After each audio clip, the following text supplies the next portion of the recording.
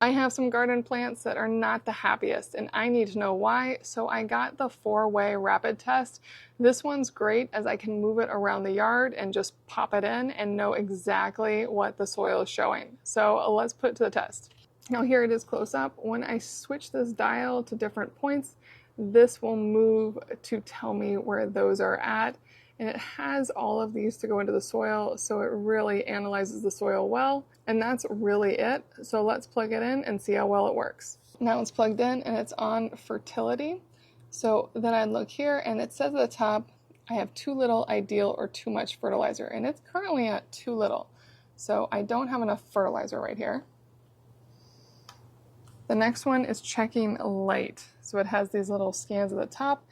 And as I put my hand over it, you can see it automatically respond to that and move back and forth. But this is the light dial, and it's going from low light to high light. And right now we're at a 3. We're not very bright, which makes sense. It's a gray day.